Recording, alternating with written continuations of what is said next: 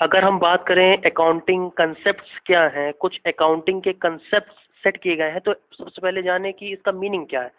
Accounting concept का meaning क्या है? तो जो कंसेप्ट्स हैं एक प्रकार के custom and tradition that have been expected as a guide for the preparation of accounting standards. मतलब एज ए गाइड से लिया गया है for the preparation of accounting standards, जिससे हम जितने हमारे अकाउंटिंग स्टैंडर्ड्स हैं जो कि लास्ट चैप्टर में दिए गए हैं आपके 7th चैप्टर में, तो उनके लिए एक प्रकार की गाइडलाइन सेट करने के लिए ये कंसेप्ट लाए गए हैं। ये कंसेप्ट हैं कौन कौन से?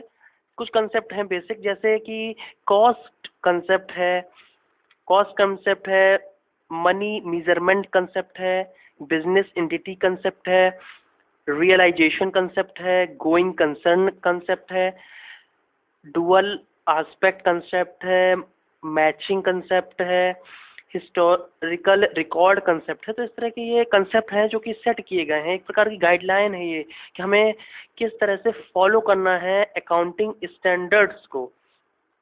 बात करें अगर हम कॉस्ट कंसेप्ट की, तो ये है क्या, पहले इसको समझेंगे कि every business transaction is recorded in books.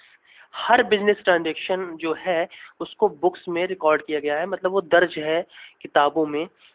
किसकी किताबों में? अकाउंट्स की किताबों में। एट कॉस्ट प्राइस, कि उसका कॉस्ट प्राइस क्या है। जैसे हम कोई भी चीज़ लेते हैं या कोई भी चीज़ हमारी जिसका कंजम्पशन हो रहा है, तो उसका कॉस्ट प्राइस क्या है, ये सारी चीज़ें अकाउंटिंग की बुक्स में दर्ज हैं।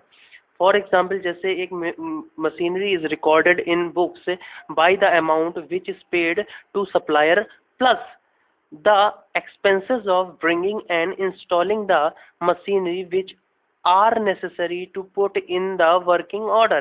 जैसे हम किसी मशीनरी जो कि जिसके बारे में बुक में रिकॉर्ड किया गया है, उसको दर्ज किया गया है, तो उसके साथ हम जो सप्लायर की कॉस्ट तो है ही, एक्सपेंसेस हैं जो उसको लाने में, उसको इंस्टॉल करने में, उस मशीनरी को जो कि वर्किंग ऑर्डर में पूरा कॉस्ट आपकी खर्च हुई है, लगा है, जो पैसा लगा हुआ है, उस पूरे कॉस्ट को हम उसमें दर्ज करते हैं। जो कि बिजनेस बुक है, अकाउंटिंग की जो बुक है जिसमें हम खर्चे सारे लगाए हुए हैं, तो उसमें पूरे प्रोसीजर के थ्रू हम क्या लाए, उसका इंस्टॉलिंग का कॉस्ट क्या था और एक्सपेंसेस क्या थे उसकी ब्रिंगिंग, उसको लाने के, तो सारी जो टोटल कॉस्ट है उसको हम उसमें दर्ज करते हैं।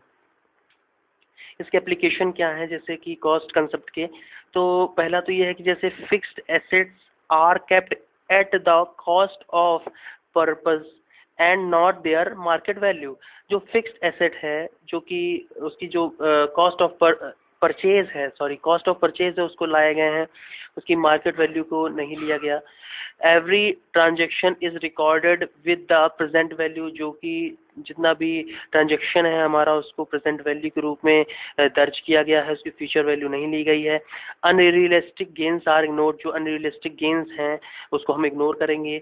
N item that has no cost is not taken in books, मान लीजिए कोई आइटम है उसका कोई भी कॉस्ट हमें नहीं पड़ा हुआ है तो उसको हम बुक में दर्ज नहीं करेंगे। ये कहता है हमारा कॉस्ट कंसेप्ट।